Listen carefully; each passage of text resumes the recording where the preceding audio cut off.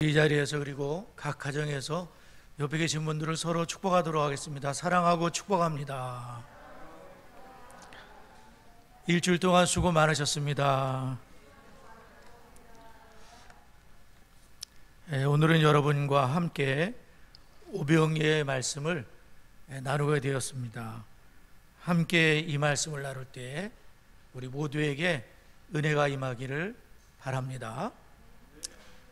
첫째로 이 말씀에서 예수님은 나를 불쌍히 여기는 분이라는 것을 알 수가 있어요.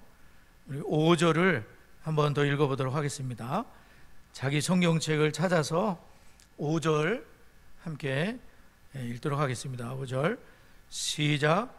예수께서 눈을 들어 큰 무리가 자기에게 오는 것을 보시고 빌립에게 이르시되 우리가 어디서 떡을 사서 이 사람들을 먹게 하겠느냐 하시니, 예수님이 오병이어의 기적을 베푸실 때 큰 무리가 자신에게 오는 거 거의 한 2만 명 가까이 되겠잖아요.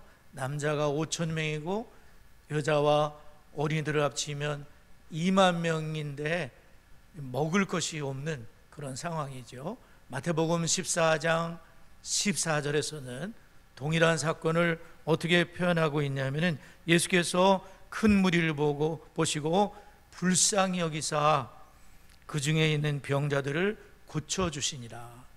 그 예수님이 오병이의 기적을 베푸시고 또 병자를 고쳐주신 것은 그들을 보시고 불쌍한 마음이 들었는데, 그냥 입으로만 불쌍한 게 아니라 이 불쌍하다는 것은 스플랑크니조마이라 그래가지고 우리가 여러 차례 들었지만 그것은 내장하고 연결되어 있는 거예요. 그러니까 아주 심령 깊숙하게 내장이 흔들릴 정도로 너무나 불쌍하다, 목자 없는 양과 같음을, 또 그 힘들어하는, 또 먹을 것이 없는 그 길을 찾고 있는 그들을 예수님은 불쌍히 여기셨다. 칠병이의 기적이 있었잖아요. 칠병이의 기적은 4,000명, 여자 어린이를 제하고 4,000명을 먹이고 7광주리를 남긴 기적이 또 마태복음의 15장에 보면 이렇게 나오는데요. 그때 이제 예수님께서는 이렇게 또 말씀을 하셨어요. 예수께서 제자들을 불러 이르시되 내가 무리를 불쌍히 여기노라. 그들이 나와 함께 계신 지 사흘인데 먹을 것이 없도다. 길에서 기진할까 하여 굶겨보내지 못하겠노라. 사흘 동안 함께 있었는데 그들을 그냥 보냈다가는 쓰러질 것 같아요. 그래서 먹여서 보내야 되겠다. 근데 가진 게 없는 거예요. 그때 칠병이어에 곳이 있었고, 그걸 가지고 예수님께서 이 4,000명을 먹이고 거의 2만 명 가까이 되는 거죠. 이때도. 그리고 7광주를 남기셨다. 그러니까 이때도 스플랑크니조마이, 그때도 예수님은 불쌍히 여기시는데 아주 그냥 이 심령 깊숙이 해서 정말 불쌍한 그런 마음을 갖게 되는 거예요. 그래서 오병이어의 칠병이의 병고침의 기적, 그들을 먹이신 모든 것이 결국은 뭐냐면은 불쌍히 여기시는 거예요. 그래서 예수님은 나를 불쌍히 여기신다. 그때 그 무리들만 불쌍히 여기는 게 아니라 우리 모두를 예수님은 불쌍히 여기시는 거예요. 사람은 뭐 그렇게 불쌍히 여기지 못합니다. 누가 아프다는 소리를 들어도 금방 잊어요. 나하고 관계되지 않은 일에는 마음쓰기가 쉽지 않더라고요. 목사인 저 자신도 금방 잊어버리는 거예요. 그래서 안 잊어버리려고 밥 먹을 때도 막 기도를 해요. 어려움 당하는 분들의 이름이라도 불러가면서 하나님 치료해 주시고 기적을 베푸시고 예수 믿게 하시고 하나님 도와주세요. 그 짧은 시간이라도 이름이라도 기억하려고 하는 거예요. 예수님은 우리 한 사람 한 사람의 밥 먹는 것까지 기억을 하시는 거죠. 그 어떻게 보면 중요하고 어떻게 보면 뭐 굶어도 다음에 먹을 수 있지만, 근데도 예수님은 그 3일간 함께 있으면서 혹시 쓰러질까 걱정이 된다. 불쌍하구나. 목자 없는 양과 같이 헤매고 사는 그런 모습이 참 불쌍하구나. 돕고 싶다. 병들어 신음하는 그 모습이 불쌍하구나. 여러 병자를 예수님이 고쳐주시고, 예수님은 참 우리를 불쌍히 여기신다. 그래서 예수님께서는 긍휼의 주님이신데, 이 긍휼이라는 것은 말만 하는 것이 아니라 뭔가 액션을 취하는 것을 말해요.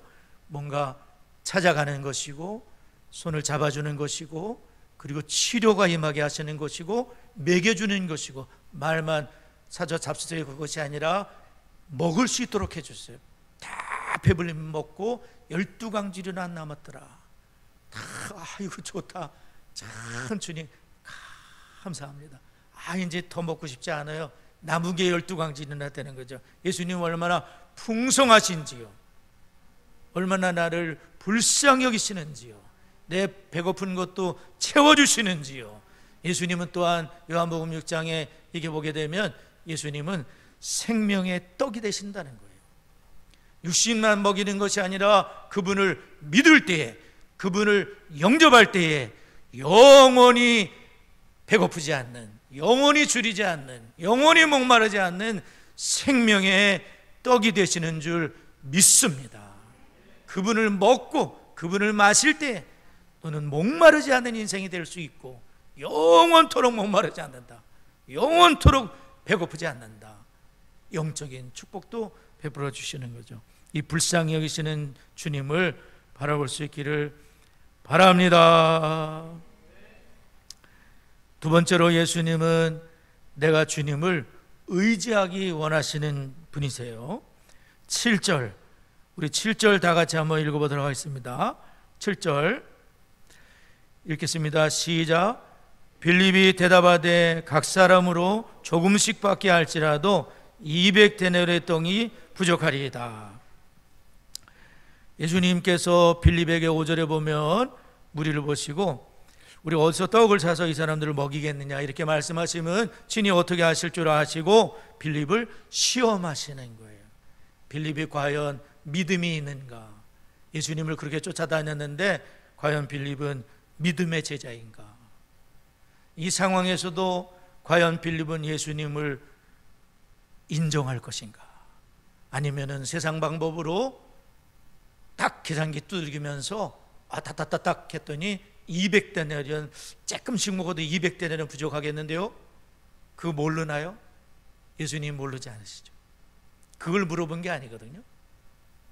그 예수님, 그 빌립의 앞에 창조의 주님, 전능자께서 계시는데 그분이 행하시는 기적을 많이 눈으로 봤는데 그분을 지금 이 사건에도 그 예수님을 모셔드리겠는가? 예수님을 인정할 것인가? 그것을 물어본 거예요. 근데 빌립은 참 안타깝게도 세상 계산만 하고 있습니다. 돈을 계산해 보니까 200데나리온인데요? 그거 모르나요? 주님이 그걸 물어본 게 아니시거든. 주님은 나를 의지하겠냐? 이 사건에서도 의지하겠냐? 말도 안 되는 보리떡사시와 물고기 2마리밖에 없는 이 상황에서도 예수님을, 그 창조의 주님을, 풍성히 먹이시는 목자이신 주님을 의지하겠느냐, 그걸 물어보는 건데 빌립은 시험에 합격을 못해요. 우리가 교회를 다녀도 기적을 많이 경험해서도 또다시 은혜가 필요한 거지요. 우리는 너무 연약하기 때문에 자꾸 불신앙이 찾아오고 세상의 방식으로 해결하려고 하고 그 좋은 머리를 자꾸 굴려대는 거예요. 그러면서 모자라지 그러고 있는 거예요. 그게 빌립이라는 겁니다. 안드레도 마찬가지예요. 여기 보리떡 5개와 물고기 2마리가 있는데요, 이것이 이 많은 사람에게 얼마나 되겠사옵나이까 안드레도 예수님을 계산해 놓지 않고 있는 거예요. 제자들은 모두 불합격자인 거예요. 예수님이 바로 앞에 있는데 예수님을 계산에 넣질 않아. 이까짓 게 얼마나 되겠사옵나이까 그렇게 하면서 보리떡 5개와 물고기 2마리 상황만 쳐다보고 있는 거예요. 사울과 이스라엘 군대가 골리앗만 쳐다보고 있는 거예요. 살아계신 하나님이 계시는데 그분을 바라보지 못하고 소년 다윗은 살아계신 하나님을 바라보니까 얼마나 힘이 생기니까 골리앗을 때려 눕힐 수가 있었던 거예요.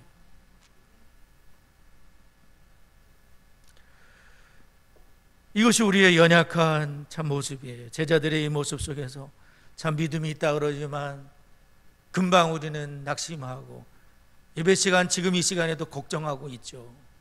왜냐하면 불가능한 일들이 많이 생기니까.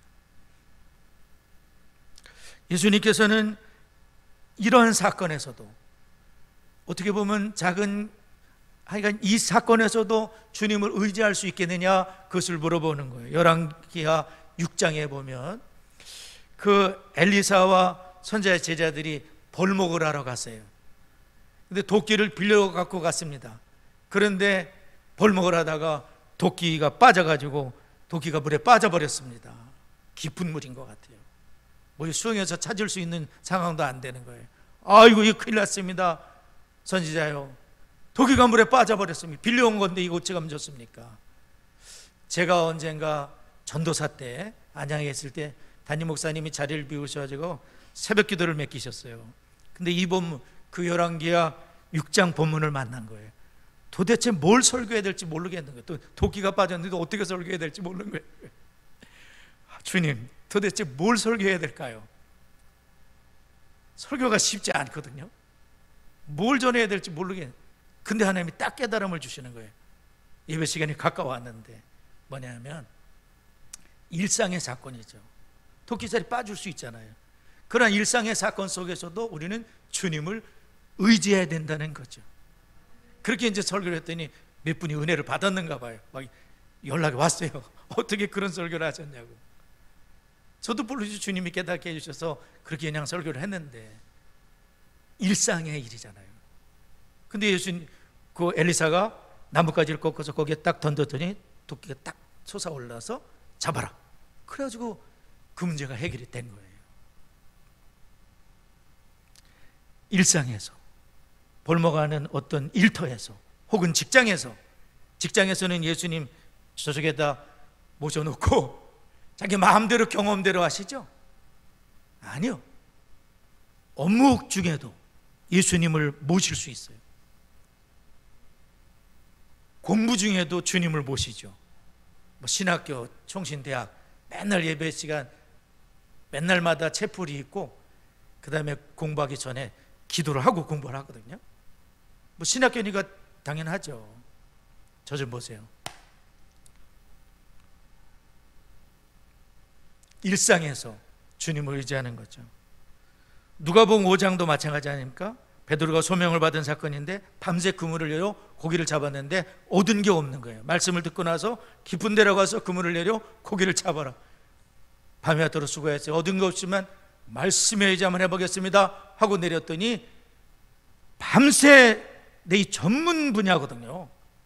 아무것도 잡힌 것이 없었는데 갑작스럽게 그물이 찢어질 정도로 고기가 몰려드는 겁니다. 동무여고 오라 그래가지고 2배 채웠는데 그 2배 가득 채움에 잠기게 되었더라. 그때 베드로는 이 나의 전문성을 뛰어넘는 그 예수 그리스도 앞에 무릎을 꿇고 저는 죄인이니까 나를 떠나달라. 두려워하지 말아라. 이제부로는 네가 사람을 취하게 될 것이다. 나를 따라와라. 그러면 전도할 수 있어. 영혼을 구원해낼 수 있어. 많은 사람들을 옳은 대로 돌아오게 한 자는 하늘의 별과 같이 영원토록 빛나리라. 할렐루야. 많은 사람들을 올바른 길로 복음으로 예수께로 살아계신 하나님께로 돌아오게 한 자는 영원토록 빛이 나는 인생이 될 줄 믿습니다. 베드로가 그 사람이 된 거예요. 모든 것을 버려두고 배를 육지에 대고 모든 걸 버려두고 예수를 따르니라.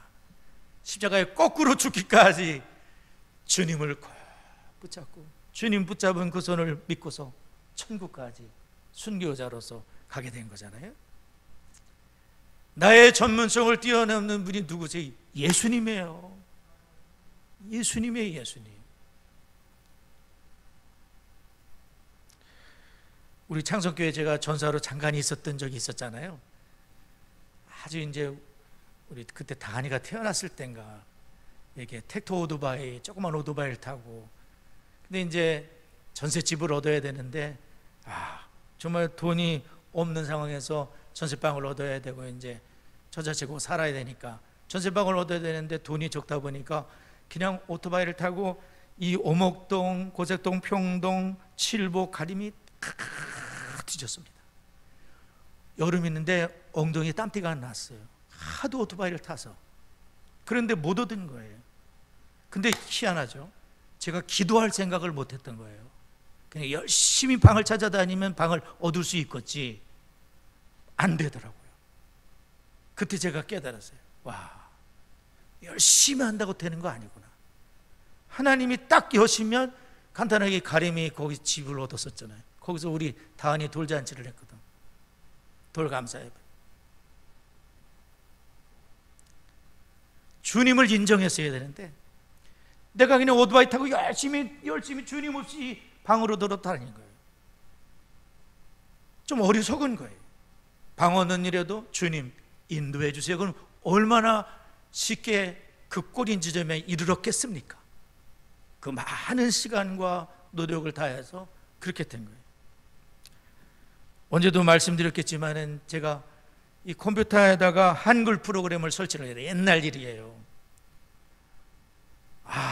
밤을 꼴딱 샜습니다. 저도 뭐 하나 붙들면 해결을 봐야 되거든요. 밤을 꼴딱 샜는데 결국 안 된 거예요. 그래서 가게를 찾아갔어요. 전문가를 찾아가가지고 이래서 못했다 그랬더니 이 사람이 몇 분 만에 끝내더라고요. 너무 허무하기도 하고 기쁘기도 했어요. 야, 비전문가가 설쳐될 게 아니구나. 전문가가 그래서 전문가구나. 저는 그거를 많이 깨달아요. 교회를 하면서도 전문가가 왜 전문가인 줄 알아요. 비전문가들은 뭐 조금 서프놓지 않은 지식 가지고 설쳐되는데 그럴 필요가 없어요. 성경을 말씀하지 않습니까?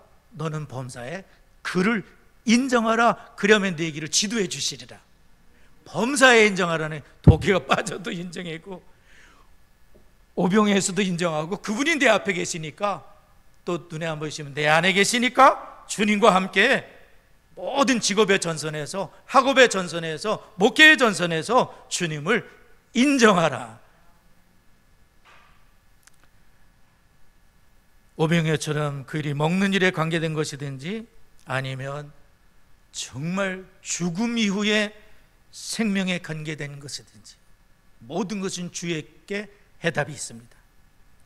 주님이 나의 갈 길 다 가도록 인도해 주실 줄 믿습니다. 세 번째로는 예수님은 나의 헌신을 매우 기뻐하시는 분이라는 거예요. 우리 11절을 다 같이 한번 읽어보도록 하겠습니다. 11절 읽겠습니다. 시작. 예수께서 떡을 축사하신 후에 앉아있는 자들에게 나눠주시고 물고기도 그렇게 그들의 원대로 주시니라. 여기 보면은 어린애가 자기 도시락 내놓은 거잖아요. 물고기 보리떡 5개, 아주 초라한 떡이에요. 점심 도시락인데 초라한 떡이고 물고기 2마리는 이렇게 절인 그 생선, 쬐까만 생선이에요. 밥하고 같이 이렇게 먹을 수 있는 그런 빵하고 같이 먹을 수 있는 오병이란 말이에요. 그 초라한 걸 주님께 드렸는데 주님께서 일단 사람을 앉히시더니 그 잔디밭에 쫙 앉혔어요. 푸른 초장에 누이신 거예요.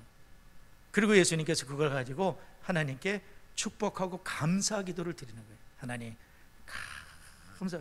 예수님께서는 내가 작고 보잘것없고 그렇다고 무시하지 않으세요. 사람들은 무시하죠. 뭐 작다, 보잘것없다, 뭐 가진 게 적다, 배운 게 책가방줄이 짧다 그러면 무시해버리죠. 돈 없어도 무시받죠. 연세 많이 드셔도 무시받을 수 있어요. 서글프죠. 예수님은 무시를 하시지 않아요. 그 초라하게 짝이 없는 걸 가지고 창조주께서 감사합니다. 어린애가 그걸 보고서 얼마나 좋았을까? 얼마나 좋았을까? 예?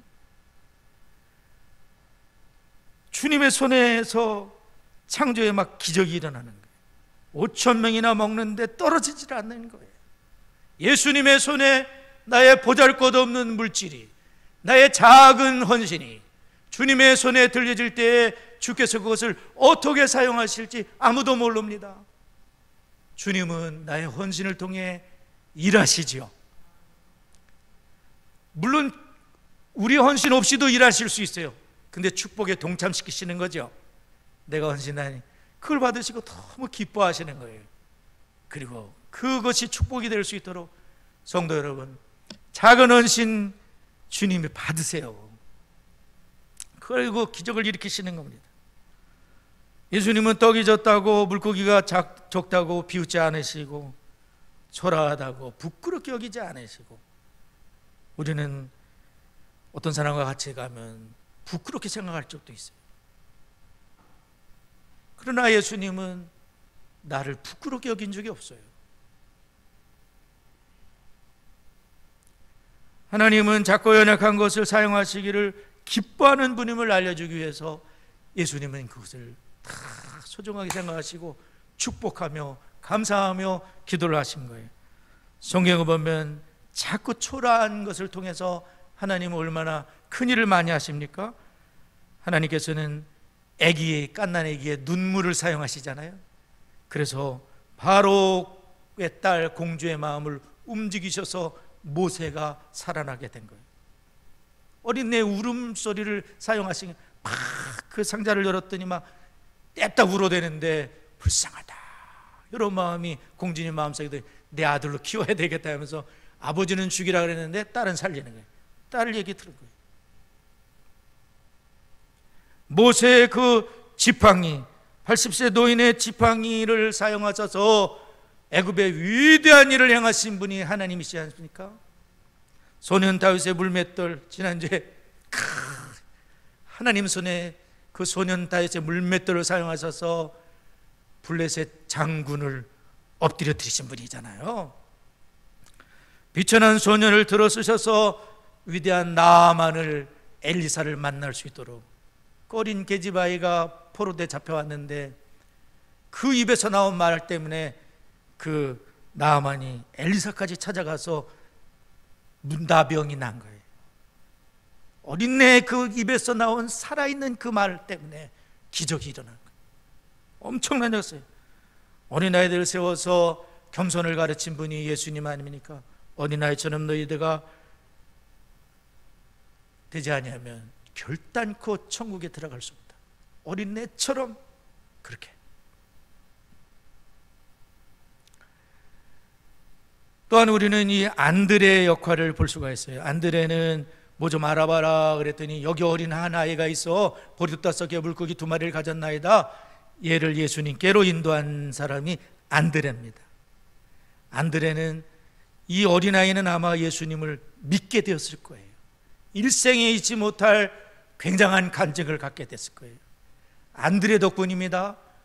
안드레가 어린아이를 주님께 인도했기 때문에 그러한 기적이 일어났어요.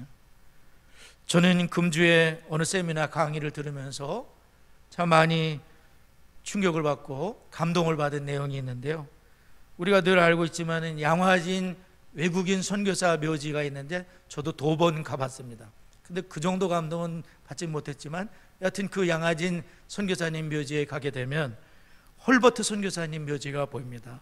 나는 웨스트민스터에 묻히기보다 한국 땅, 조선 땅에 묻히기를 원합니다. 좋은 곳에 가서 묻히는 것이 아니라 내가 사랑한 이 조선을 위해서 이 땅에 묻히기를 원하는데 거기에 묻혀 계셔요. 루비 캔드릭 여선교사님이 계시는데 그분은 묘비명에다가 이렇게 써져 있습니다. 나에게 줄 수 있는 1000개의 생명이 있다면 그 모두를 한국에 바치고 드리고 싶습니다.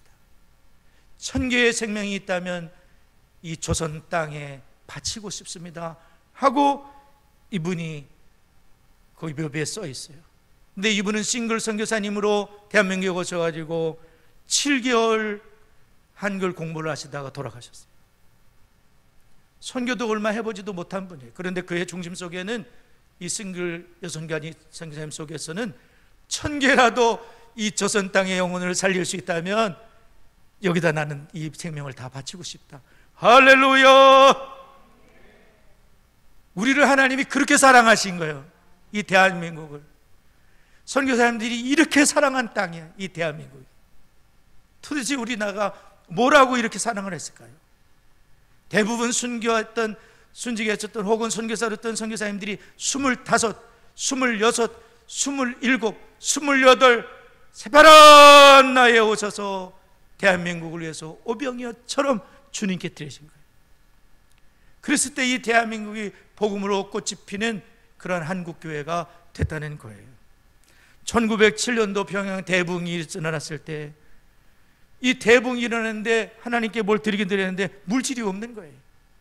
그랬을 때 많은 분들이 어떤 결심을 했냐면, 날연보를 드리겠다. 날연보는 뭐냐면 하나님께 10일 전도를 하겠다, 2달 전도를 하겠다 하면서 날연보를 드린 거예요. 하나님, 저는 10일 동안 전도에 힘쓰겠습니다. 하나님, 저는 2달 동안 전도하겠습니다 하고 날짜를 작정을 했습니다. 그 작정한 날짜가 나중에 이렇게 계산해 봤더니 10만 일을 드렸답니다. 10만 일. 여러분들이 작정한 결과 10만 일을 주님께 전도하는 데 쓰겠다 했다는 겁니다. 1909년도에는 100만인 구령운동이 일어났을 때에는 한겨울에 7만 6천일의 연보를 했어요. 7만 6천일을 한겨울에 전도하게 쓰임받겠다 그래요. 1920년도에는 이화학당에 7인 전도대가 조직이 돼서 여름방학 때 복음을 전하고, 1929년 독신 전도대, 전주 선문박교회에서 3년 동안 아가씨들이 결혼을 미루고 자매들이 3년 동안 우리는 결혼하지 않고 전도에 힘쓰겠습니다 하는 게 전주 서문교회에서 있었다는 거예요. 그리고 1893년도에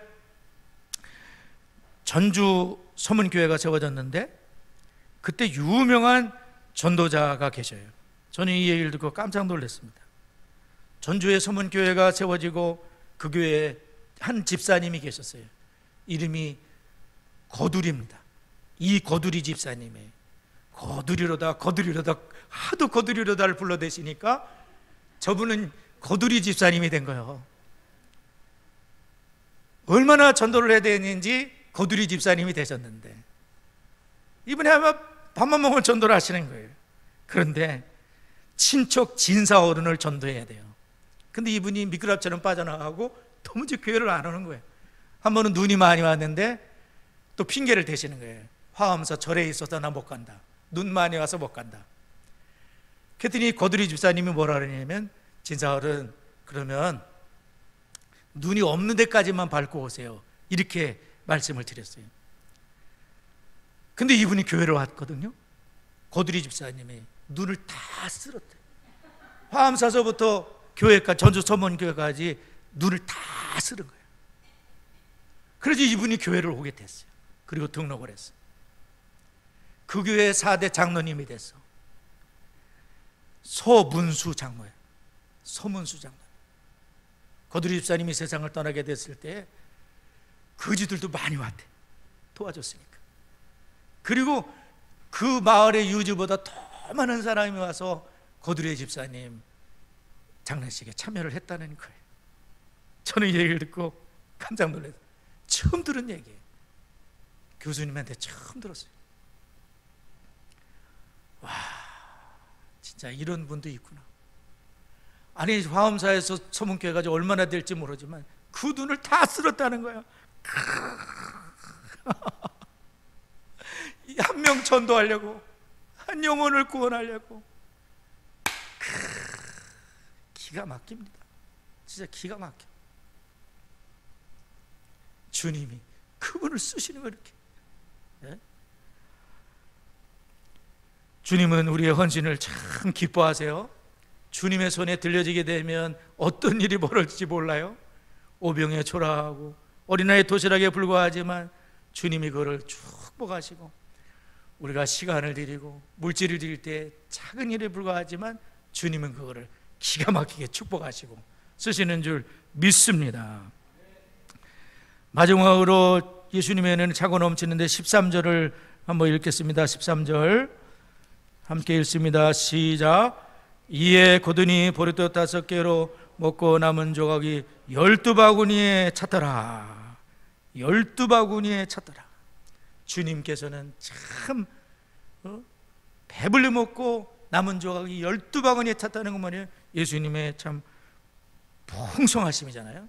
저는 주중에 큐티를 하면서 에베소 3장 8절에 측량할 수 없는 그리스도의 풍성함에 대해서 이렇게 읽게 됐어요. 로이드 존스는 이렇게 말했습니다. 나는 가난뱅이요 빈털터리입니다. 그리스도는 내가 필요로 하는 모든 것을 가지고 계십니다. 예수님은 모든 걸 갖고 계시는데 그분이 우리를 초청하시기를 볼지어다 내가 문 밖에 서서 두드리노니 누구든지 내 음성을 듣고 문을 열면 내가 그에게로 들어가 그로 더불어 먹고 그는 나와 더불어 먹게 될 것이다. 이제 말씀을 맺죠. 이 풍성한 주님의 은혜, 우리는 정말 오병이 같은 그러한 일에도 주님을 초청하고 주님을 인정해드리고 주의 풍성함을 누리는 모두 될 수 있기를 바랍니다. 우리 시간에 좋으신 하나님을 찬송하고 주신 말씀을 기억하며 잠시 기도하기를 원합니다.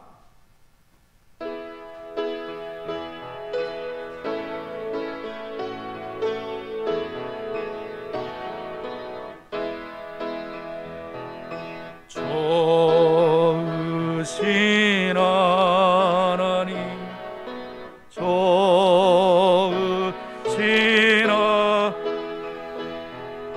참 좋으신 나의 하나. 좋으신 하나님 한번 찬송하여 좋으신 하나님, 좋으신 하나님, 참 좋으신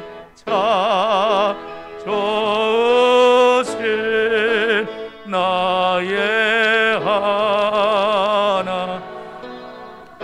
우리의 기도를 들으십니다. 우리의 기 응답해 주십니다. 응답해 주 참 좋으신 나의 하나님, 나의 하나. 한없는 축복을 주십니다. 한없는 축 우리에게 주시네. 우리에게 주시는 참 좋으신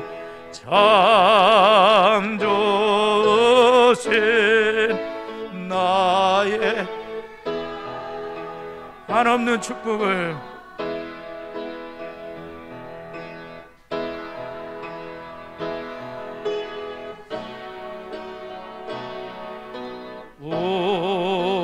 우리에게 주시는 참 좋으신 나의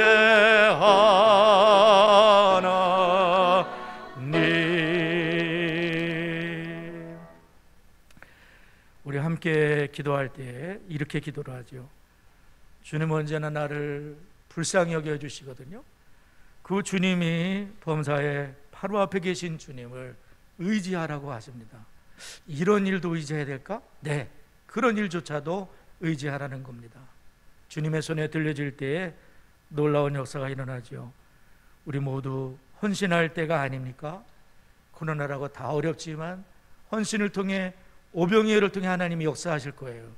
우리 창성교회는 그렇게 지내오지 않았습니까? 앞으로도 마찬가지예요. 하나님께서 인도하실 겁니다.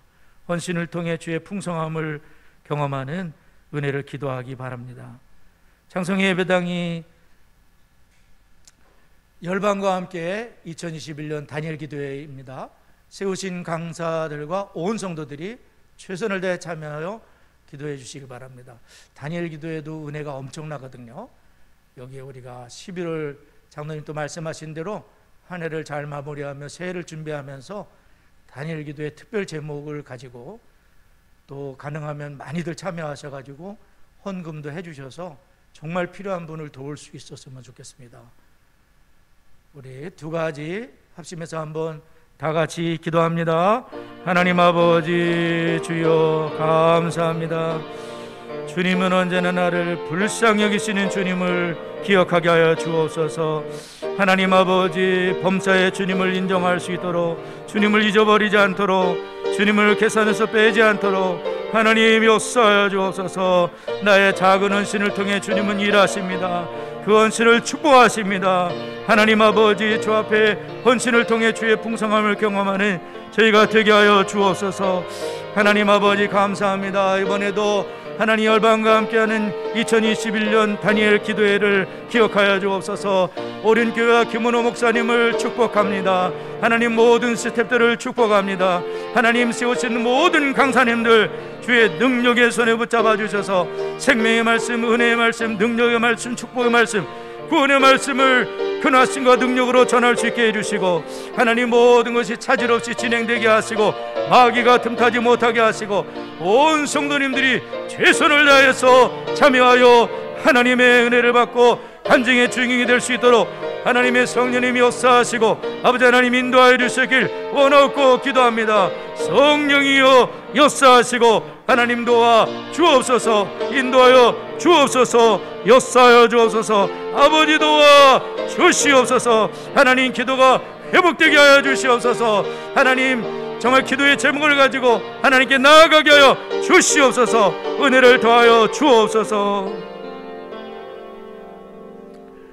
세 번째로는 늘 기도하는 대로 창성의 다음 세대들, 특별히 청년들, 신앙들이 회복될 수 있도록 상처들을 치료해 주시옵시고, 우리 청년들 은혜 가운데 특별히 인도해 달라고. 어린 생명들 새싹주일학교 꿈의 땅 학생회도 마찬가지입니다. 나라와 민족을 위해 기도하십시오.